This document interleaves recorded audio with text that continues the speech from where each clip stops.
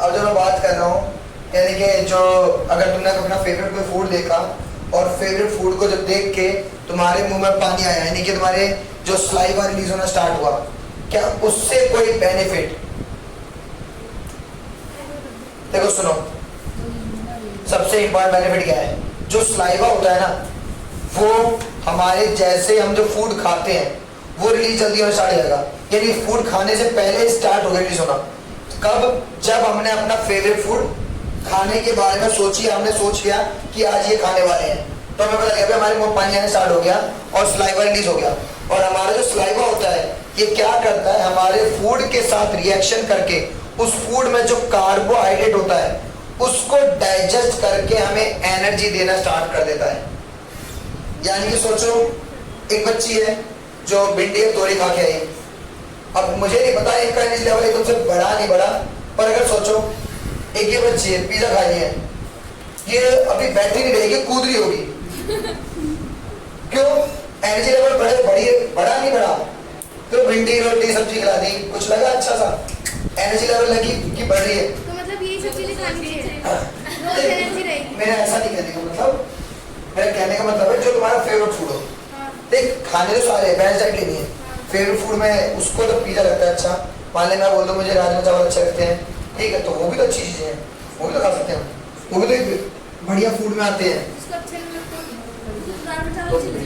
अच्छे लगते हैं पर बढ़िया तो बेटा देख, कुछ चीजें ओकेजनली खानी अच्छी है पर रेगुलर नहीं खा सकते ना उन्हें।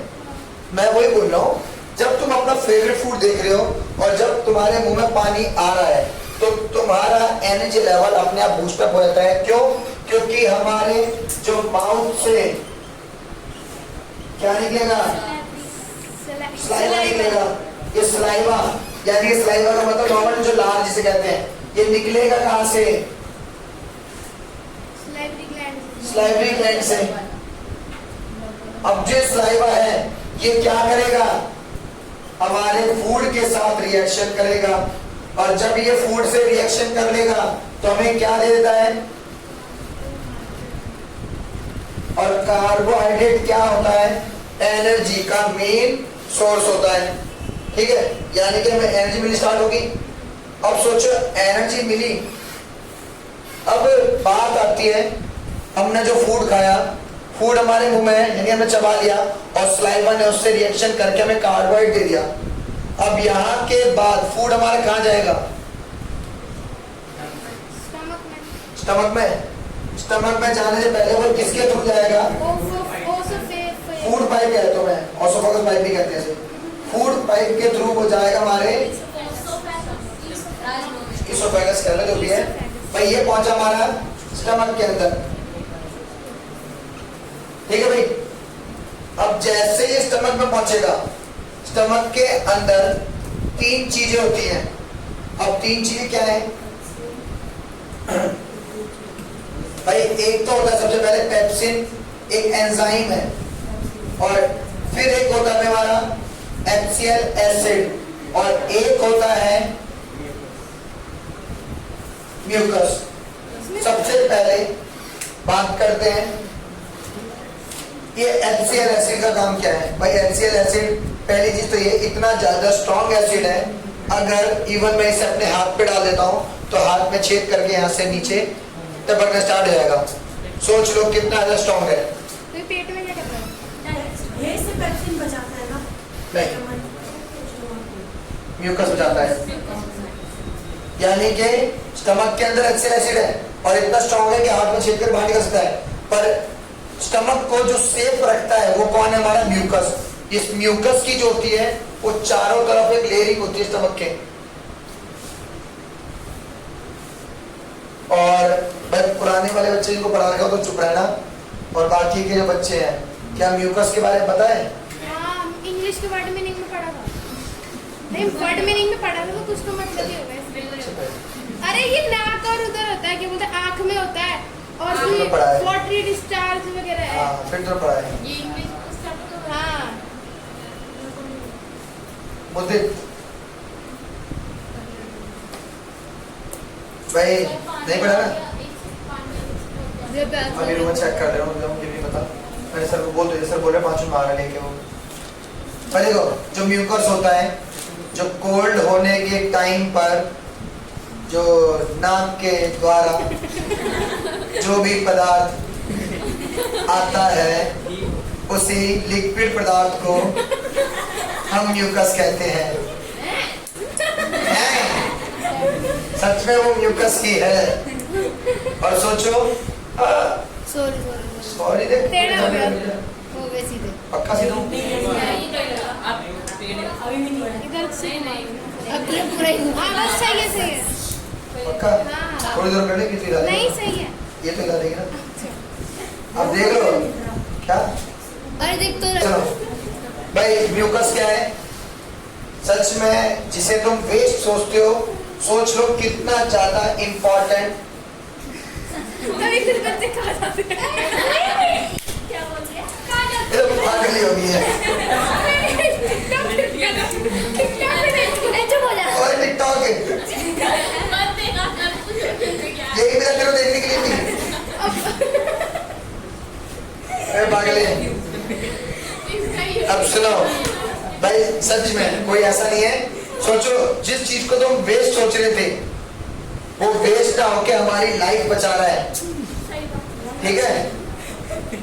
नहीं, जब एक्स्ट्रा प्रोड्यूस होगा, सोचो बहुत ज्यादा अमाउंट में प्रोड्यूस हो गया और सोचो स्टमक के अंदर म्यूकस ही बढ़ता जाए तो वो तो एक्स्ट्रा बन गया ना, वो वेस्ट बाहर निकलता है।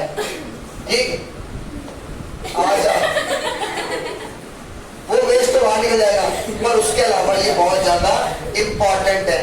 अब एक और चीज, अभी कुछ दिन पहले अब तुमसे पूछता भाई, मैंने एंजाइम के बारे में बात की थी। एंजाइम क्या होते हैं? आपने चुप कर रहे हैं। अब बोला ना, बता।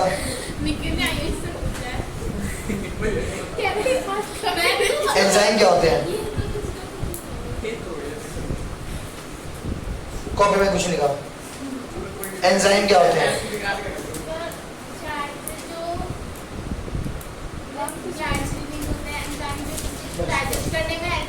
बस वो हमारा पेप्सिन है। मैं बात कर रहा हूँ एंजाइम की। एंजाइम क्या होते हैं?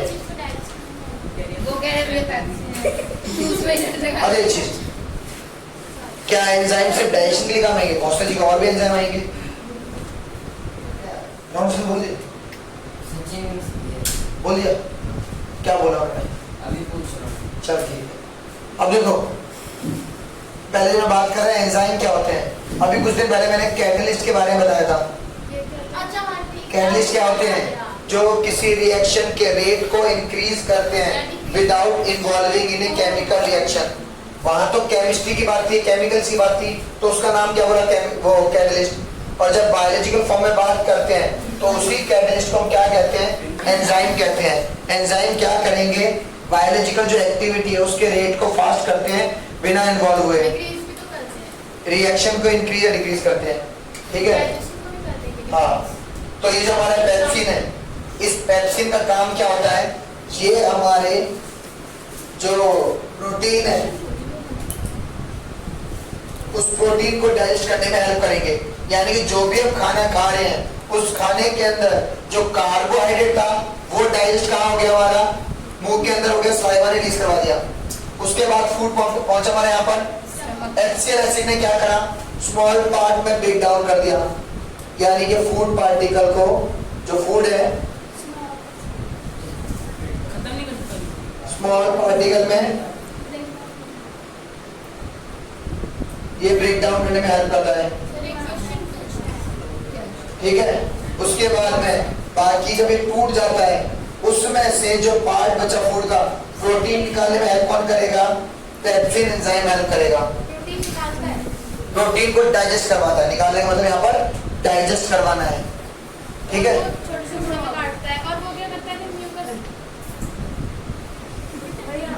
अभी तो बताया इसकी चारों तरफ इंजीनियरिंग है। HCl एसिड से बचा रहा है हमें। तो इतना तेज एसिड देना ही क्यों है जब उसको बचाना पड़ रहा है? तो उसको हम खुद डालते हैं अपनी बॉडी में से। ये हमारी बॉडी है ना, बनी हुई है ना पहले से, फंक्शनिंग जो करी हम उसके बारे में पढ़ेंगे ना। निकाल के बाहर निकल तुमने ऐसे बाहर। ठीक है? हाँ, सर क्वेश्चन पूछना है। एक मिनट इधर बोलो, बोलो भाई। ये स्लाइवा जो आपके कार्बोहाइड्रेट निकल गया। हाँ। उसके अंदर पेट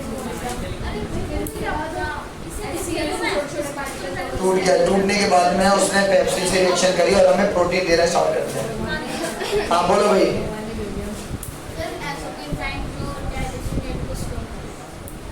जो हमारा ये पेप्सिन है ये कब रिएक्शन करेगा? जब फूड हमारा एसिडिक हो जाएगा। ये नहीं है कि फूड पहले यहाँ पहुंच जाए और फूड पार्टिकल यानी प्रोटीन में टूटने स्टार्ट कर दे। वो पहले एसिडिक होगा, एचसीएल से रिएक्शन करेगा, छोटे टुकड़ों में टूटेगा, उसके बाद पेप्सिन हमें प्रोटीन डाइजेस्ट करके देगा। अब जब यहाँ तक पहुंच जाते हैं तो उसके बाद फूड कहाँ जाएगा हमारा? भाई फूड पहुंचेगा पहले भाई वो जाएगा तो लीवर के पास। लीवर में भी खाना जाता है। और पहले सुन तो लो, पहले सुनते रहो, मैं बताऊंगा। लीवर के पास जाएगा, पर लीवर के पास जब जाएगा ना तो यहाँ पर इसे मिल जाएगा बाइल जूस।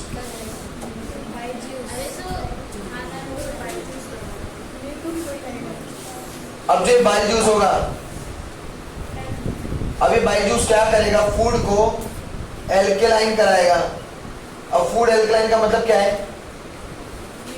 जो अभी फूड हमारा एसिडिक हो चुका था उस एसिडिक फूड को बेसिक फॉर्म में कन्वर्ट कराएगा। और जब ये एल्केलाइन हो जाएगा तो यहाँ पर एक चीज और होती है, पैनक्रियाज। पैनक्रियाज से पैनक्रियाटिक जूस रिलीज होता है। और वो पैनक्रियाटिक जूस क्या क्या है? 3 चीज होती है भाई। एक होता है ट्रिप्सिन, एक होता है लाइपेज, एक होता है अमाइलेज। यानी 3 चीजें हैं। क्या क्या? Trypsin, lipase, amylase. अब क्या होगा? जो एल्कलाइन फूड था वो पैनक्रियास से पैनक्रियाटिक जूस लेगा, ट्रिप्सिन लेगा, लाइपेज लेगा और अमाइलेज। ये क्या करेगा? अब तक फूड के अंदर अगर कोई प्रोटीन पार्टिकल रह गया यानी प्रोटीन बचा हुआ है तो प्रोटीन को डाइजेस्ट कर देगा ये। और अगर कार्बोहाइड्रेट बचा हुआ है तो अमाइलेज। और लाइपेज क्या करेगा? जो फैट पार्टिकल बच गए हैं उसको डाइजेस्ट करवाएगा। ठीक है। अब एक और चीज, क्योंकि हमारा जो फूड है वो एक बार में डाइजेस्ट नहीं होता कि सारा कुछ कार्बन यही डाइजेस्ट हो गया या सारा प्रोटीन यही डाइजेस्ट हो गया। कुछ अमाउंट यहाँ डाइजेस्ट हुआ है, कुछ अमाउंट यहाँ डाइजेस्ट हुआ है, उसके बाद जो बचा है फिर वो यहाँ डाइजेस्ट हो रहा है। इसके बाद फूड कहाँ जाएगा? एक मिनट बोल दे। हाँ ये तो होगा तो ठीक है। पैनक्रियास से जूस लेके तो करेंगे। ठीक है ठीक है ठीक है ठीक है। सुनो, पैनक्रियाटिक जूस से ये हुआ। अब यहाँ से जो फूड था जब पैनक्रियाटिक जूस से मिल जाएगा, जब ये दे देंगे तो पहुंचेगा कहाँ पे हमारा सारा फूड? स्मॉल इंटेस्टाइन के अंदर। स्मॉल इंटेस्टाइन के अंदर क्या होगा हमारा फूड? भाई स्मॉल इंटेस्टाइन के अंदर तो फूड पहुंच जाएगा तो जो प्रोटीन था, जो फैट है या फिर जो कार्बोहाइड्रेट है,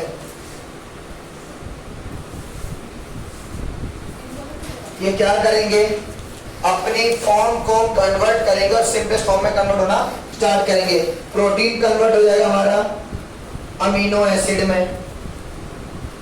ठीक है। फैट कन्वर्ट हो जाएगा ग्लिसरॉल और फैटी एसिड में। कार्बोहाइड्रेट हमारा कन्वर्ट हो जाएगा ग्लूकोज में। यानी कि क्या हुआ? जो भी हमारा फूड था वो सबसे पहले कहाँ पहुंचा? सबसे पहले वो माउथ में सलाइवा मिला, सलाइवा से रिएक्शन हुई, सलाइवा से रिएक्शन के बाद में क्या हुआ? पहुंचा वो कहाँ पे? स्टमक में। स्टमक में क्या हुआ? सबसे पहले एसिड से रिएक्शन हुई, वो फूड कैसा हो गया? एसिडिक। एसिडिक फूड ने क्या? और वो सिंपल पार्ट में टूटना स्टार्ट हो गया, छोटे टुकड़ों में टूट गया। ये जब छोटे टुकड़ों में टूटा और कैसा हो गया? एसिडिक। तो ये किससे रिएक्शन करता है? हमारे पेप्सिन से। पेप्सिन क्या करता है? हमें प्रोटीन देना स्टार्ट करता है। म्यूकस का काम क्या होता है? एक लेयरिंग बना रखी थी इसने। लेयरिंग का काम क्या है? कि एचसीएल एसिड से बचा लेगा। यहाँ तो हो गया। उसके बाद हमारा फूड कहाँ जाएगा? लीवर के पास। लीवर से क्या लेता है? Bile juice. बाइल जूस क्या करेगा, फूड को एल्केलाइन कराएगा। एल्केलाइन कराना जरूरी क्यों है? क्योंकि फूड यहाँ पर एसिडिक हो जाता है, और अगर एसिडिक फूड आगे चलता रहेगा तो हमारे ऑर्गन्स को प्रॉब्लम होती है। तो फूड एल्कलाइन होगा यानी कि बेसिक होगा। बेसिक का मतलब है यहाँ पर न्यूट्रल होने की कोशिश करेगा।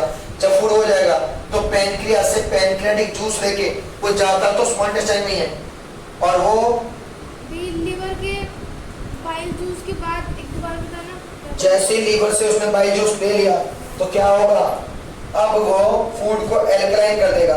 एल्कलाइन का मतलब क्या है? फूड को सिंपल पार्टिकल में तोड़ना स्टार्ट कर देगा, सॉरी बेसिक फॉर्म में कन्वर्ट कर देगा। बेसिक हो गया। अब फूड कहाँ जाएगा? पैनक्रियास से पैनक्रियाटिक जूस लेगा, और पैनक्रियाटिक जूस लेके कहाँ पहुंचता है? वो स्मॉल इंटेस्टाइन में। पैनक्रियास कहाँ होता है? अभी मैं एक बार सिस्टम दिखा दूंगा, डाइजेस्टिव सिस्टम, तब देख लेना। अभी तो पहले देखो ना एक बार, ठीक? फिर पूरे ऑर्गन के साथ साथ बताऊंगा सारी चीजें। फिर क्या होगा, जब जैसे ही स्मॉल इंटेस्टाइन जाएगा पैनक्रियाटिक जूस लेके, तो वहां पर 3 जूस है उसमें पैनक्रियास में। क्या क्या? अब सुनो, जैसे ही ट्रिप्सिन मिला इसे, ट्रिप्सिन ने क्या करा? प्रोटीन डाइजेस्ट कर दिया। लाइपेज ने क्या करा? फैट डाइजेस्ट करा। और एमाइलेज ने क्या करा? कार्बोहाइड्रेट डाइजेस्ट कर दिया। प्रोटीन तो वहां से डाइजेस्ट होके आया था। अभी मैंने एक बात और बोली कि हमारा फूड थोड़ा होता है।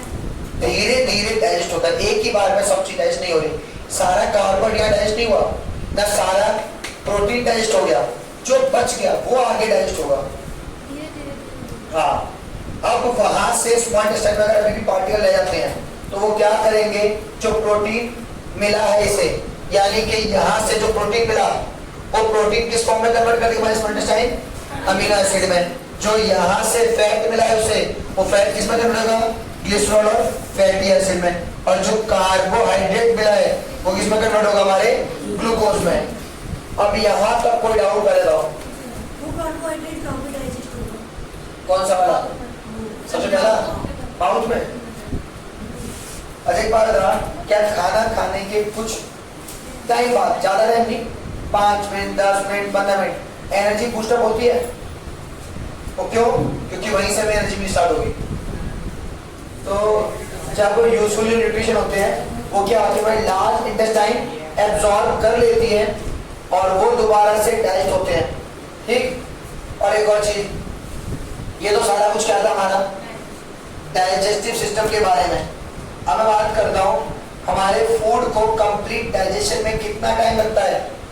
3 से 4 घंटे। हाँ? इतना कम नहीं लगता? ज़्यादा लगता है। कम से कम एक 3 से 4 घंटे का मतलब ये नहीं कि तूने खाना खाया और भूख लग गई तो इसका मतलब 3-4 घंटे खाना डाइजेस्ट हो गया। खाना डाइजेस्ट नहीं हुआ भाई। हमारे कंप्लीट फूड डाइजेशन में 24 से 48 घंटे क्या? लगते हैं। एक से 2 दिन। और क्या? 1.5 से 2.5 हाँ, 48 यानी कि 24 यानी 24 आवर से 48 आवर लग जाते हैं। और जैसे बच्ची बोल रही है भाई 4 घंटे या 3 घंटे, ऐसा नहीं है। हमारा फूड जाएगा, अब सोचिए 1 मिनट का काम तो है नहीं, सारी रिएक्शन चलती रहेंगी, बायोलॉजिकल है, स्लो चलेंगी, धीरे धीरे डाइजेस्ट होता है। ऐसा थोड़ी खाना खाया और डाइजेस्ट, एनर्जी मिली, प्रोटीन मिला, बढ़िया। अगर ऐसा होता तो सोच कितनी जल्दी कोई भी इंसान अपनी एनर्जी गेन करता, या कोई भी इंसान जैसे फॉर एग्जांपल किसी को ये तो मुझे नहीं पता था, इसका प्यार था। अबे आशिक हो। अबे रिंगटोन तो अच्छी रखो तो यार। रील दीवार से भी होगा। अच्छा, मतलब क्लास में बैठे रील चला रहा तू? वो मैं ऐसे ही बोला तो वही थी। यार मेरा फोन है, मेरे फोन में चली गई ऐसी। सुधर जाओ। अब सुनो भाई, आ जाओ, सुनो ना। रुको, अब मैं बात कर रहा हमारे फूड को डाइजेस्ट होने में करीब कितना टाइम लगता है? 24 से 48 घंटे। अब बात आती है 24 से 48 घंटे का, कोई फूड 24 क्यों और कोई 48 क्यों, वो डिपेंड करता है हमारा जो फूड है। अगर लाइट फूड है, लाइट फूड मतलब जैसे दलिया, खिचड़ी, चावल या ये पोहा हो गया, ये इस तरह कुछ लाइट जो चीज़ होती है ना सारी, ये जल्दी डाइजेस्ट होगी। क्या पता 10 घंटे में हो जाए, 12 घंटे में हो जाए, 14 घंटे में हो जाए, पर नॉर्मली जल्दी डाइजेस्ट होगी। और जो हमारे नॉर्मल खाने जैसे रोटियाँ होगी और भिंडी, तोरी, ये तो 3-3, 4-4 मिनट डाइजेस्ट होती है मेरे साथ, ठीक है। इनकी बनाई कैसे डाइजेस्ट रहती है। और एक और चीज भाई सोचो, जब हमारा फूड कंप्लीट डाइजेशन में 24 से 48 घंटे टोटल लग रहे हैं, तो अभी मैंने कुछ दिन पहले भी एक बात बोली थी कि एक बाबा है आयुष्मान खुराना बाबा जी, उन्होंने बोल दिया प्रोटीन स्कूप को डाइजेस्ट होने में 3 साल लग जाते हैं। सोचो यार, प्रोटीन फॉर्म जो है वो पाउडर फॉर्म है।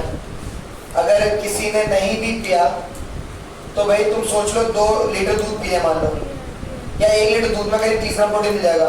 क्या 1 लीटर दूध को पीने में जो पिया है तुमने, वो डाइजेस्ट होने में कितना लग जाएगा?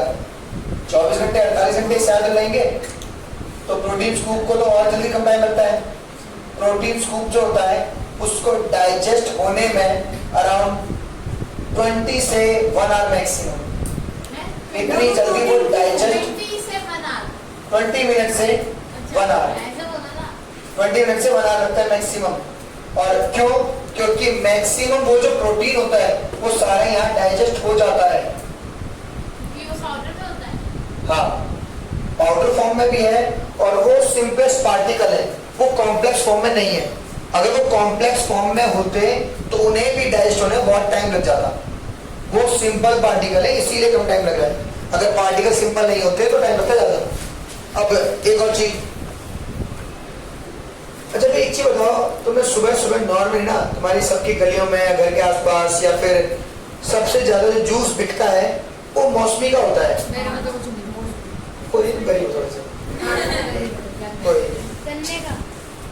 सबसे ज्यादा आज भी अभी भी बोलो जूस बिकने वाले जूस की लिस्ट में मौसमी का जूस होगा। गन्ने वाला गर्मी में आ गया है, अब सर्दी में तो जाएगा। और सुबह सुबह घरों के बाहर कोई गन्ने का जूस वाला तो आता नहीं है, मौसमी का जूस वाला आता है रेडी लेके। ऐसा क्या खास है मौसमी के जूस में जो इतना ज्यादा बिकता है सुबह सुबह बिकने स्टार्ट होता है? एक मिनट भाई, क्या भाई? हाँ नहीं, ये बिकते हैं ग्रीन वेजिटेबल जो होते हैं हमारे। हाँ, अब पहले मेरी बात तो सुन लो यार, ओए रुको, पहले इधर सुनो। मौसमी का जूस सबसे ज्यादा क्यों बिकता है? क्या? नहीं, क्योंकि वो मौसमी है, वो हर मौसम में चलती है। अच्छा, मौसमी है, हर मौसम में चलती है, ऐसा भी कुछ ना कुछ तो खास होगा उसके अंदर। चलो सुनो भाई, जब तुम सुबह सुबह उठते हो क्या तुम्हारा एनर्जी लेवल अच्छा बूस्टअप होता है? नहीं। क्या डाउन होती है एनर्जी? सही डाउन होती है। तू तो रहते थे, तो कोई डिफेक्ट चल रहा है। इसको कुछ नहीं पूछते, इसको उल्टा होता है। नहीं, मतलब ये खाना खाने के बाद सुस्त हो जाती है, ठीक है? वो तुम्हारी बचपन की आदत है, पुरानी आदत है, कुछ नहीं होता। मैंने खाना खाया, मैं तो बना रहा हूँ प्रॉपर्ली बिल्कुल।